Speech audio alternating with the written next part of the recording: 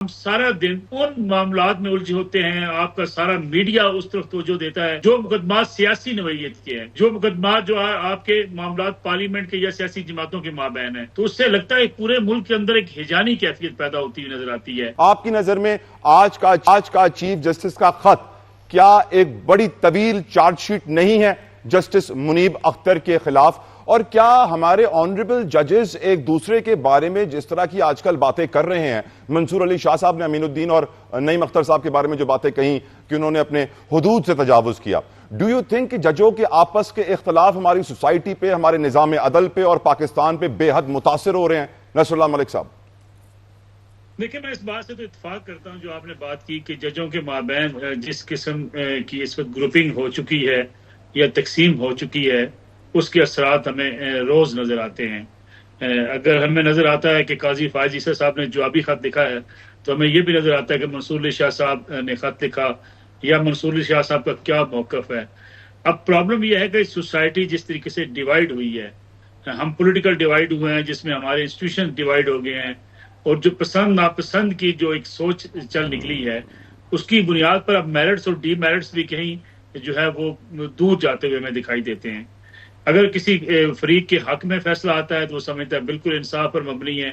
अगर किसी फरीक के खिलाफ फैसला जाता है तो वो समझता है कि ये उसके साथ इंसाफ नहीं हुआ। मेरे ख्याल में अदलिया को ये सोचना पड़ेगा। अलबत्ता जिन चीज़ों का जिक्र आपने अपने आगाज में किया, इब्तदाइये में किया, वो बुनियादी बात तो ये है कि अगर इवन जुडिशरी किसी ऐसी जो है मामले की तरफ जाती है जहाँ पॉलिटिकल मुकदमात या जो आपके आईनी मुकदमात उनको अलग करके देखा जाए और आम आदमी के जो मसाइल हैं उनको देखा जाए, तो शायद इसमें कोई हर्ज नहीं है। दुनिया में कई जगहों पे ये फार्मूला जो है वो चल भी रहा है, चलता भी है। हमारे यहाँ इस पे बारहा बात की गई, जब जुडिशल रिफॉर्म्स की बात होती थी, आईनी अदालत का तस्करा भी होता था, लेकिन इस पर अमल दरामद नहीं हो सका।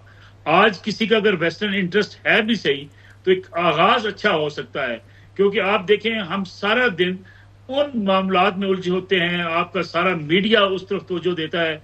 जो मुकदमा सियासी नवैयत के हैं, जो मुकदमा जो आपके मामलात पार्लियामेंट के या सियासी जमातों के माबैन है, तो उससे लगता है पूरे मुल्क के अंदर एक हिजानी कैफियत पैदा होती हुई नजर आती है। चीफ जस्टिस सब आ रहे हैं, ग्रुप बन रहा है, कौन आएगा कौन नहीं आएगा, किसकी एक्सटेंशन होगी, सीटें किसको मिलेंगी, सीटें किसको नहीं मिलेंगी, इलेक्शन कमीशन का रोल क्या होगा। आप मुझे बताइए, इन हालात में आप आज भी आपकी टेलीविजन स्क्रीन मेरे सामने लगी हैं, तमाम टॉक शोज, तमाम खबरनामे इसी पे फोकस होंगे।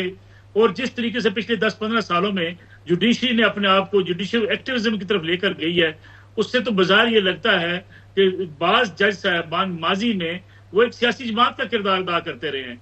आप देख रहे हैं एतराजात क्यों उठते हैं, हल्कों में चले जाना, जाके हॉस्पिटल के ऊपर छापे मारना, जाके इंतजामिया को सारा दिन खड़े रखना। क्या किसी मुल्क की अदालत का ये काम हो सकता है? लेकिन जब जुडिशियल एक्टिविज्म आया, उसके बाद हमने ये भी देखा कि किस तरीके से ये लाहौर की, अगर आप पंजाब हाई कोर्ट में भी आके देखें, आपको नजर आएगा माजी में भी कि लोग, पुलिस अफसरान दूर दराज से, मुजफ्फरगढ़ से, मुल्तान से, वो डीपीओज आके सारा दिन अदालत में बैठे रहते हैं और उनको बिठा के शाम को फारिग कर दिया जाता है, फिर अगली पेशी पड़ जाती है।